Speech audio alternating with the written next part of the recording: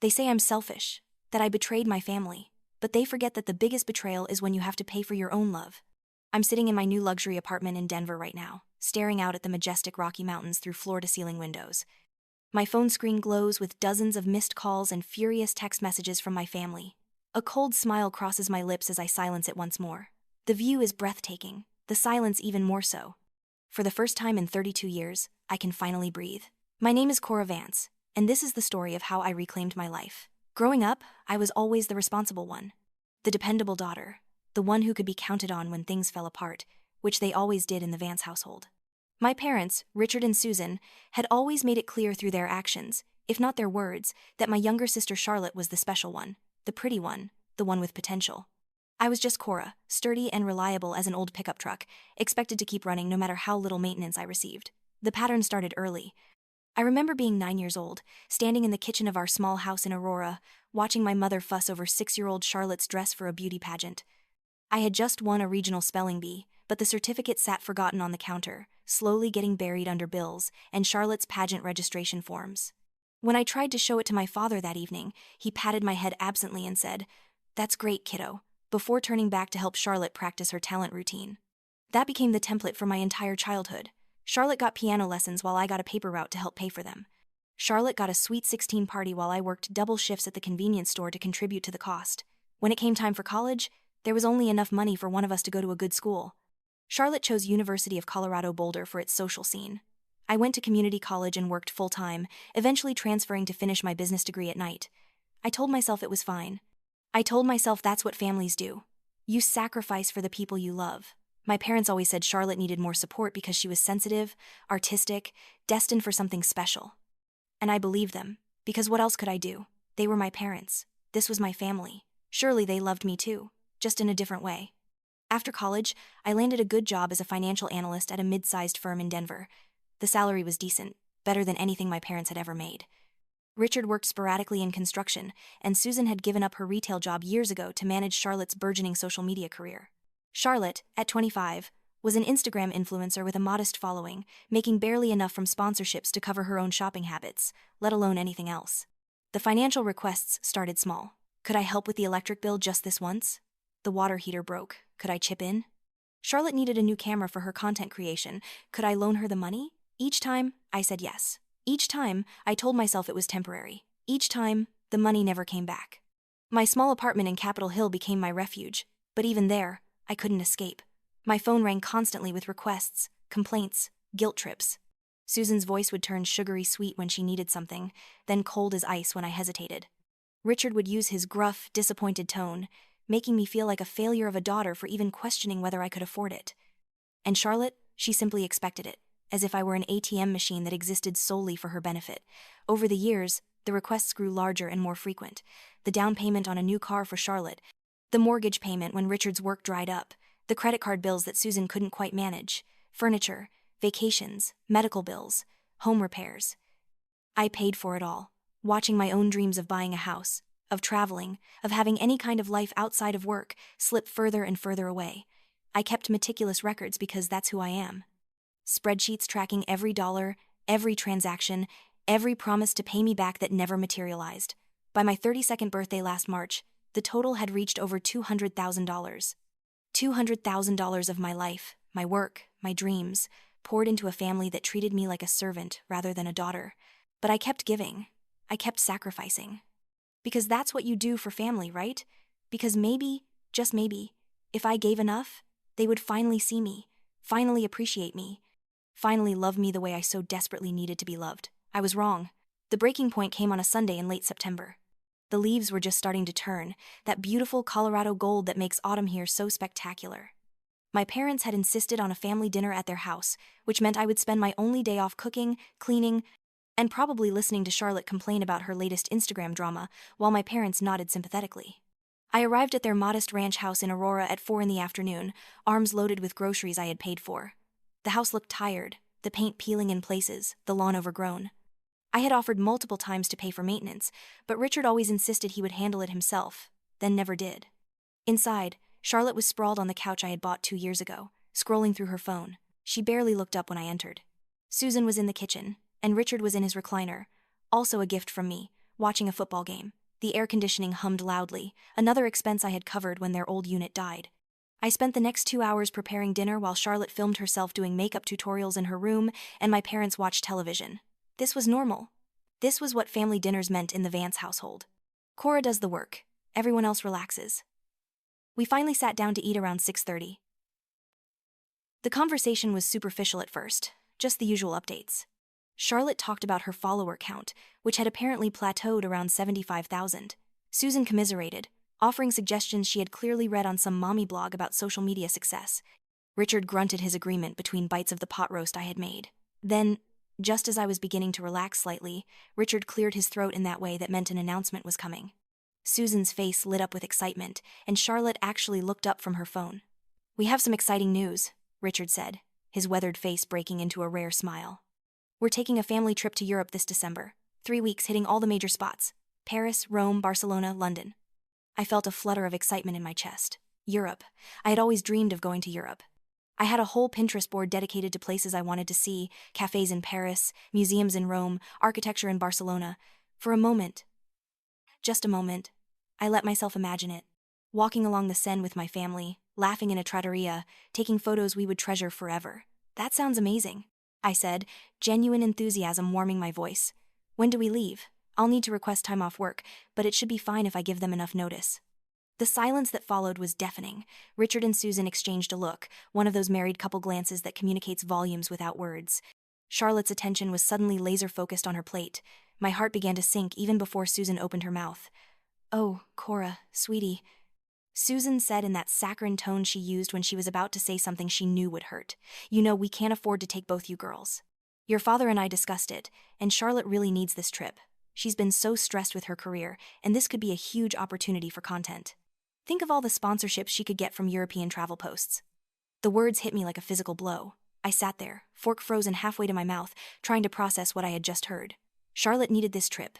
Charlotte's career. Charlotte's stress. What about my stress? What about the fact that I had been working 60-hour weeks to keep this family afloat? "But," I started, my voice sounding distant to my own ears, "I thought you said it was a family trip." Richard sighed, the kind of sigh that suggested I was being difficult. "Come on, Cora, be reasonable. You've got a good job, a steady income. You can take yourself to Europe anytime you want. Charlotte's at a critical point in her career. This trip could be the difference between her making it or not." I looked at Charlotte, waiting for her to say something, to protest, to insist that I should come too. But she just sat there, a small smile playing at the corners of her mouth, her eyes never leaving her phone screen. She was probably already planning her Instagram posts. Something inside me began to crack. Years of resentment, frustration, and hurt bubbled up like a shaken bottle of champagne. I set my fork down carefully, trying to keep my hands from shaking. "I see," I said slowly. "And how exactly are you paying for this trip? Because I know for a fact that you're 3 months behind on the mortgage. Dad hasn't had steady work in half a year. And Charlotte's last sponsorship deal was for a teeth whitening kit that paid $300. Susan's face flushed. "Cora, that's private family business. Private family business that I've been financing for the past decade." I shot back, my voice rising despite my attempts to stay calm. "I've given you over $200,000. $200,000, and you can't even include me in a family vacation?" Richard's face darkened with anger. "Watch your tone, young lady. We're your parents. Everything we've done for this family.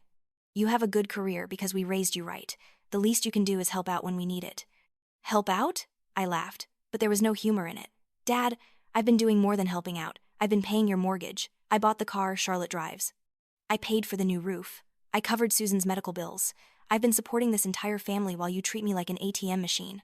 "How dare you?" Susan gasped, her hand flying to her chest in theatrical dismay. "After everything we've sacrificed for you, we gave you life, a home, food on the table, and this is how you repay us? With accusations and ingratitude?" Charlotte finally spoke up, her voice dripping with disdain. "God, Cora, you're so dramatic. They just said you can take yourself to Europe whenever you want. Why are you being such a selfish bitch about this?" The word hit me like a slap. Selfish. They were calling me selfish. Me, who had given up everything for them. Me, who had sacrificed my own dreams, my own happiness, my own life to prop up theirs. Me, who had been bleeding myself dry financially and emotionally for years, always hoping that the next time, the next sacrifice would finally be enough. I stood up abruptly, my chair scraping loudly against the floor. My whole body was trembling with an emotion I couldn't quite name. It was bigger than anger, deeper than hurt. It was a fundamental breaking, like ice cracking across a frozen lake. "You know what?" I said, my voice surprisingly steady. "You're right. I am being selfish. I've been selfish for not demanding better treatment. I've been selfish for letting you take advantage of me for so long. I've been selfish for not recognizing my own worth." I grabbed my purse and headed for the door. Behind me, Richard was shouting about respect and disappointment. Susan was crying, loud theatrical sobs about ungrateful children. Charlotte was probably filming the whole thing for her Instagram stories, ready to paint herself as the victim of a crazy sister. I didn't look back. I walked out into the cool September evening, got in my car, and drove.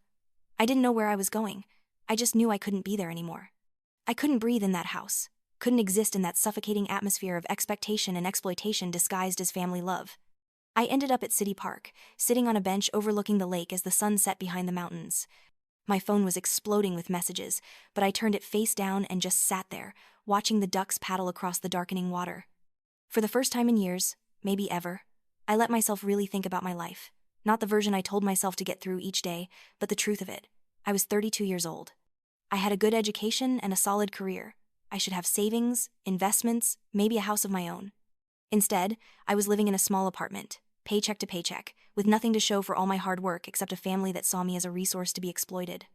I had no close friends because I never had time for them, always too busy working extra hours to pay for someone else's emergency.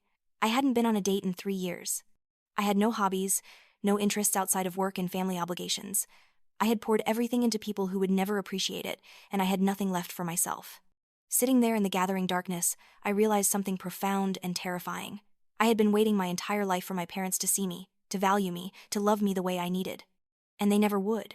It wasn't that I hadn't done enough or sacrificed enough. It was that nothing would ever be enough, because they fundamentally didn't see me as a person deserving of consideration. I was a means to an end, a convenient source of money and labor.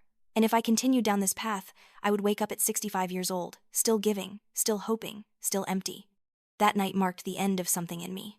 The part that had been willing to set myself on fire to keep them warm finally burned out. In its place, a small spark of something else began to glow. It might have been anger or self-preservation, or maybe just the tiniest bit of self-respect finally fighting its way to the surface. I drove home and spent the entire night at my kitchen table, laptop open, papers spread everywhere.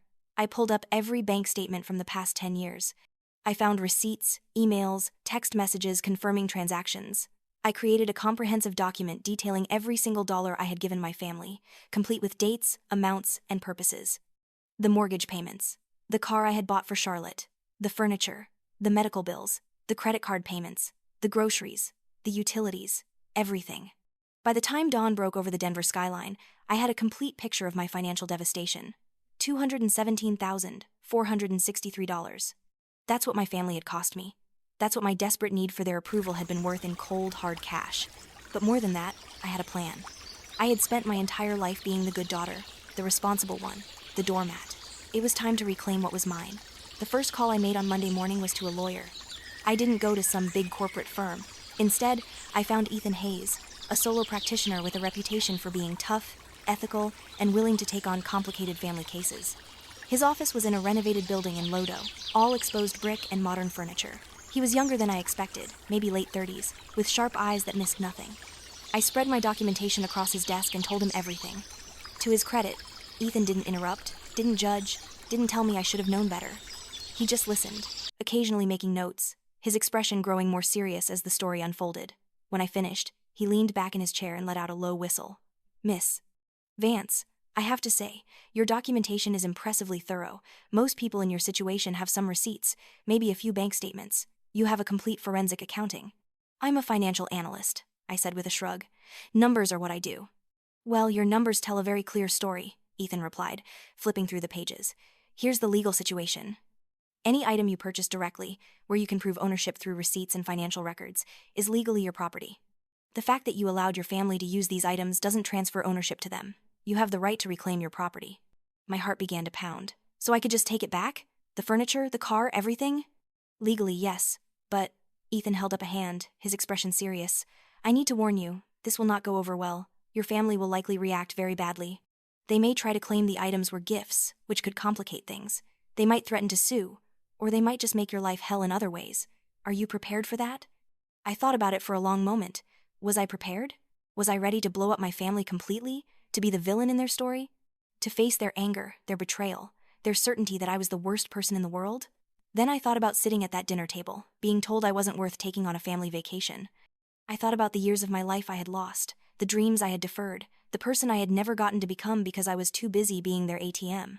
I thought about the future stretching ahead of me, more of the same, forever, unless I did something radical right now. Yes, I said firmly. I'm ready. I want to reclaim my property, and I want to do it in a way that makes it very clear why I'm doing it. Ethan smiled, a fierce expression that told me I had found the right lawyer. Then let's draw up a battle plan. Over the next 2 weeks, I worked with Ethan to prepare everything. We created a detailed inventory of every item I had purchased that was currently in my parents' house. The leather sectional sofa, purchased in 2019 for $8,000, the Samsung refrigerator, bought in 2020 when theirs died, the washer and dryer set, the dining room table, the king-size bed in my parents' room, the bedroom furniture set in Charlotte's room, including her beloved vanity where she filmed most of her makeup tutorials, the 65-inch TV in the living room, even the pots and pans in the kitchen. And then there was the car. The 2021 Honda Civic I had bought outright for Charlotte on her 23rd birthday. The title was in my name because she had no credit and couldn't get financing. She had promised to pay me back. Of course, she never did. For each item, we had receipts, bank statements showing the charges, and in some cases, text messages or emails where my family had asked me to purchase these items. It was an airtight case. I also started making other changes. I found a beautiful one-bedroom apartment in a newer building in the Capitol Hill neighborhood, with hardwood floors, a modern kitchen, and a view of the mountains from the balcony. The rent was higher than my current place, but it was worth it for the sense of a fresh start. I put down the deposit and signed a lease with a move-in date of October 15th. At work, I had a frank conversation with my manager about transitioning to a remote work schedule. I had been at the company for 8 years, was one of their top performers, and had never asked for special accommodations. They agreed immediately, with the condition that I come into the office for key meetings once a month. I could work from anywhere, and I started looking at apartments in Denver seriously. Not the Denver suburbs where I had grown up, but the real Denver, the vibrant city I had never really experienced because I was always too busy or too broke. I wanted a fresh start, a new beginning somewhere my family couldn't just drop by whenever they needed something. During those 2 weeks, my phone rang constantly. Richard, Susan and Charlotte kept calling, texting, leaving voicemails. They wanted to know if I was coming to Sunday dinner. They needed money for this or that. They wanted to smooth over what Susan kept calling that little misunderstanding. I didn't answer. Each call went to voicemail. Each text was left on read. For the first time in my life, I was setting a boundary, and it felt simultaneously terrifying and liberating. My parents finally showed up at my apartment one evening, banging on the door and demanding to talk to me. I stood on the other side, my hand on the doorknob, listening to Susan's tearful pleas about how much they loved me, how sorry they were, how they never meant to hurt me. Richard's voice was gruff, talking about family sticking together, about forgiveness. I almost opened the door. Almost. 32 years of conditioning is hard to overcome. But then Susan said something that stopped me cold. Cora, please, your father might lose his license because of a DUI, and we need money for a lawyer. This is really serious. We need you. There it was. Not we're sorry. Not we value you. Not even we miss you. Just another need. Another expense. Another crisis that I was expected to solve. They hadn't come to apologize or make amends. They had come because they needed money, and I wasn't answering my phone. I stepped away from the door silently and went into my bedroom, closing that door too, shutting out their increasingly angry voices. Eventually, they left. Susan left a note slipped under my door, pages of guilt-tripping and emotional manipulation, ending with account details where I could wire the money for Richard's lawyer.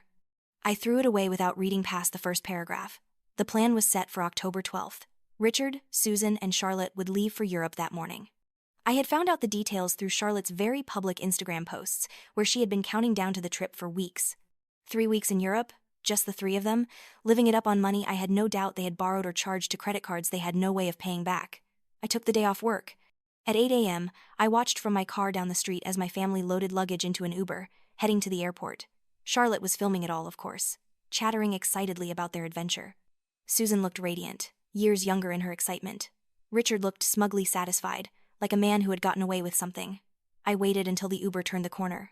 Then I called Marco. Marco ran a moving company that Ethan had recommended, a guy who had seen everything and asked no questions as long as the money was good. I had explained the situation to him over the phone, and he had been surprisingly understanding. "Lot of people in your situation," he had said in his gravelly voice. "Families can be toxic. You got the paperwork to prove everything's yours?" "Every last piece," I confirmed. "Then let's get you your stuff back." Marco arrived at my parents' house at 9 a.m. with a crew of 4 guys and a large moving truck. I met them there, my hands shaking slightly as I unlocked the door with the key I still had. The house was silent, empty, waiting. For a moment, I hesitated. This was it, the point of no return. Once I did this, there would be no going back, no reconciliation, no pretending we were a normal family. Then I remembered Charlotte's smirk at the dinner table. I remembered my mother's saccharine manipulation. I remembered my father calling me unreasonable for wanting to be included in my own family. I remembered the $200,000, the lost years, the sacrificed dreams. I stepped inside. Everything on this list, I told Marco, handing him the detailed inventory.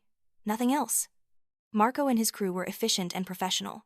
They moved through the house methodically, checking items against the list, carefully wrapping and packing everything.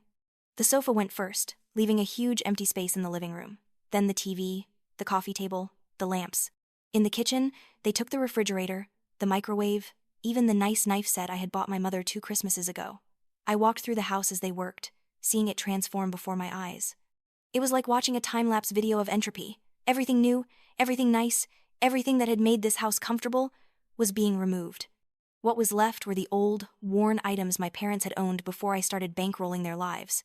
The sagging floral couch from the 90 seconds that had been in the basement, the old tube TV, the scratched dining table they had inherited from my grandmother. In Charlotte's room, I watched as they carefully packed up her vanity, her full-length mirror, her makeup organizers, all items I had bought for her various birthdays. Her room, which had looked like something from an influencer magazine, now looked like a college freshman's dorm. The plain furniture, the bare walls, the empty spaces where her carefully curated aesthetic had been. In my parents' room, the king-size bed I had bought was replaced with the old full-size frame from the guest room. The nice dresser, the comfortable chair, the bedside lamps, all gone. The room looked stark, decades older, like a set from a different era. The last item was the car. I had the title, the keys, everything I needed. Marco arranged for a driver to take it to a secure storage facility I had rented. One of the crew members, a young guy named Danny, whistled as he looked at it. "Nice ride," he said. "Your parents know you're taking it?" "My parents never owned it," I replied. "It was always mine. I just let someone else drive it." By 3 p.m., the truck was loaded and the house was transformed. It looked like my childhood home again, shabby and worn. Nothing like the comfortable middle-class home it had been for the past decade. All thanks to my money, my sacrifice, my misguided belief that things would somehow earn me love. I had prepared an envelope the night before. Inside was a letter, printed on plain paper, along with copies of all the receipts and a simple breakdown of the finances. I placed it in the center of the kitchen table, where they couldn't possibly miss it. The letter read, "To Mom, Dad, and Charlotte, everything I have taken from this house is legally and rightfully mine. I have receipts, bank statements, and legal documentation for every item. You have benefited from my financial support for over 10 years, to the sum of $217,463. I am not doing this out of spite or revenge. I am doing this because I finally understand that I will never be valued as a daughter and sister in this family. I will only ever be valued for what I can provide financially. The house you are returning to is the house you can afford without me. I hope you enjoy your vacation. I hope it was worth it. I will not be answering calls, texts, or responding to any attempts at contact. If you wish to dispute the ownership of any items, you are welcome to pursue legal action. My attorney's contact information is below. I am moving forward with my life. I suggest you learn to live within your means. Cora." I read it one more time, feeling nothing but a strange calm. Then I placed my house key on top of the envelope, took a final look around the empty house, and walked out. I closed the door behind me with a quiet click that sounded like the end of a very long, very painful chapter. Marco was waiting by the truck, smoking a cigarette. "All set?" he asked. "All set," I confirmed. "You did good, kid," he said, surprisingly gentle. "I know it don't feel like it now, but you did the right thing. Nobody should let themselves get used up like that, not even for family. Especially not for family." I nodded, not trusting myself to speak. Marco's crew drove off with my belongings, heading to my new apartment where they would unload everything. I got in my car and just sat there for a moment, staring at the house where I had grown up. The house that had never really felt like home. The house that certainly wouldn't feel like home to them anymore. My phone buzzed, a text from Ethan. "Is it done?" "It's done," I typed back. "Good. Remember what we talked about. Document everything. Don't answer their calls. If they show up at your place, don't let them in. And if they do anything threatening, call the police and then call me." I started the car and drove away. I didn't look back. The moving crew had everything set up in my new apartment by evening. The furniture looked different here, better somehow. The sofa that had been swallowed up by my parents' messy living room looked stylish in my clean, modern space. My belongings, free from the context of their use and abuse, were just nice things again, things I had worked hard for and deserved to enjoy. I ordered takeout, poured myself a glass of wine, and sat on my balcony as the sun set over Denver. My phone was on silent, but I could see it lighting up periodically with incoming calls and messages. I ignored them all. Instead, I just sat there, breathing in the cool October air, feeling something I hadn't felt in years. Peace. They would be landing in about 6 hours, I calculated. They would be exhausted from the long flight, probably cranky and jet-lagged. They would take an Uber or a cab back to the house, chattering about their first impressions of Paris or wherever they had connected through. Charlotte would be reviewing her footage, already planning her Instagram posts. Susan would be tired but happy, already thinking about bragging to her friends about the trip. Richard would be relieved to have gotten away, probably already looking forward to his first American beer in his own bed, and then they would walk into an empty house. I smiled, took a sip of my wine, and felt no guilt whatsoever. The aftermath was even more dramatic than I had anticipated. They landed on a Tuesday evening, and by Wednesday morning, my phone had over 100 missed calls and more than 200 text messages. I didn't read most of them, but I couldn't resist skimming a few. From Susan, "How could you do this to your own mother? I'm having chest pains. You're killing me. Please call." From Richard, "You will regret this. Family is everything, and you just destroyed yours. You're no daughter of mine." From Charlotte, "You psychotic bitch. You ruined everything. I hate you. Everyone hates you. I hope you're happy being alone forever." The texts escalated throughout the day. Threats of legal action, promises of forgiveness if I just brought everything back, demands that I pay for them to replace what I had taken. Guilt trips about how I had ruined their homecoming, destroyed their happiness, showed my true colors. I forwarded everything to Ethan. He called me that afternoon. "Jesus Christ. Cora," he said, and I could hear a mix of anger and awe in his voice. "Your family is seriously unhinged. Some of these texts are bordering on harassing, especially Charlotte's. She's made about 30 posts on Instagram calling you every name in the book." "She has?" I felt a twist of anxiety. Charlotte had 75,000 followers. That was a lot of people hearing one side of the story. "Don't worry about it," Ethan said firmly. "In fact, this might work in our favor. I want you to screenshot everything. Every text, every voicemail, every social media post. We're building a case for harassment, just in case they try to sue." They did try to sue. On Friday, 3 days after returning to their gutted house, Richard filed a lawsuit claiming theft, emotional distress, and demanding I return all items plus pay damages for pain and suffering. The filing was amateur, clearly done without a lawyer, but it was still a legal document that required a response. Ethan was delighted. "This is exactly what we wanted," he told me over coffee at a cafe near my new apartment. "They've put everything in the legal system, which means we get to respond with facts and evidence, and our facts are ironclad." He drafted a response that was a masterpiece of legal precision. It included every receipt, every bank statement, every piece of evidence showing that I had purchased the items in question. It included documentation of the $217,463 I had given my family over 10 years. It noted that no loans had been repaid, no contributions had been made to my purchases.